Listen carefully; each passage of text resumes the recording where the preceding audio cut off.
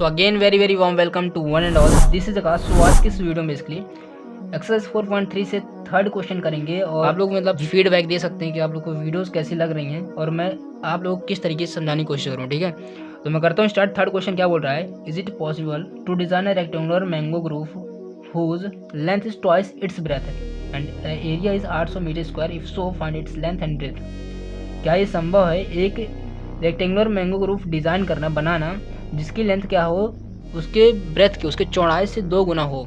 ठीक है, क्या ये संभव है एक रेक्टेंगुलर मैंगो ग्रूव बनाना मतलब फील्ड बनाना मैंगो की, जिसकी लेंथ क्या हो 2 गुना हो उसकी चौड़ाई से, जिसका एरिया उस रेक्टेंगुलर का एरिया 800 मीटर स्क्वायर हो। यदि है तो प्लीज़ फाइंड कीजिए, यदि नहीं है तो मत करिए। ठीक है, तो कुछ अपने तरीके से बोल दिया हूँ मैं। करता हूँ क्वेश्चन स्टार्ट। देखो जो बोला गया उसी से हम क्वेश्चन पे स्टार्ट करेंगे।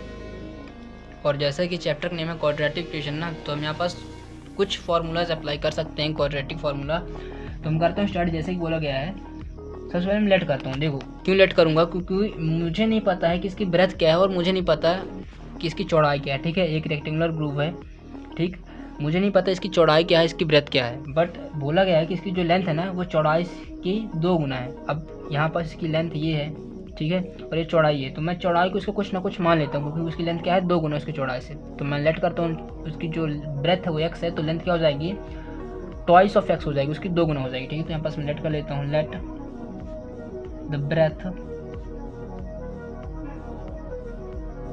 D x. मैं मान रहा हूँ ब्रेथ हमारा एक्स है। ठीक है, ब्रेथ यदि एक्स है तो सो द लेंथ हमारी क्या हो जाएगी, so the length equals to 2x हो जाएगी। ठीक है, क्योंकि यहाँ पर ट्वाइस बोला गया है। अब अकॉर्डिंग टू द क्वेश्चन क्या बोला गया कि इनकी जो लेंथ और ब्रेथ है ना इस रेक्टेंगुलर की वो दी गई है, मतलब ऐसी है, और एरिया दिया गया है 800 मीटर स्क्वायर।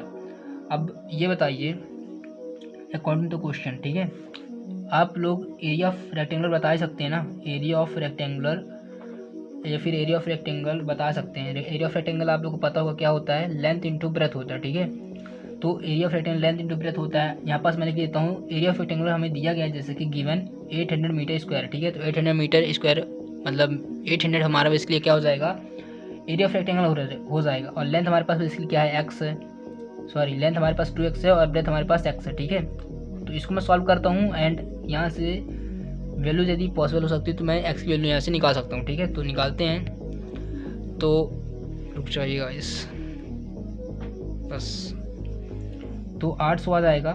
सॉल्व करते हैं तो हो जाएगा 2x स्क्वायर। यहाँ से मैं ऐसे इसको लिख सकता हूँ 2x स्क्वायर बार में 800।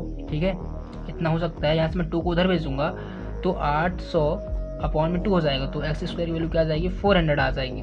अब एक्स स्क्वायर की वैल्यू 400 आ चुकी है, इसका मतलब क्या हो कि मैं एक्स इस स्क्वायर को उधर भेजूँगा तो ये हो जाएगा √400।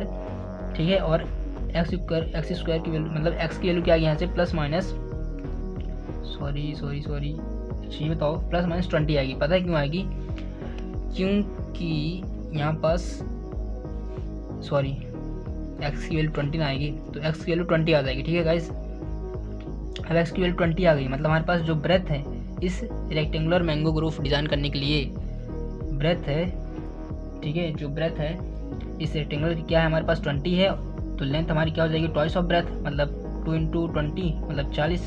ठीक है, 40 मीटर और हो जाएगी 20 metre. So these are the possible answer, मतलब हाँ पॉसिबल है एक मैंगो ग्रूव डिज़ाइन करना।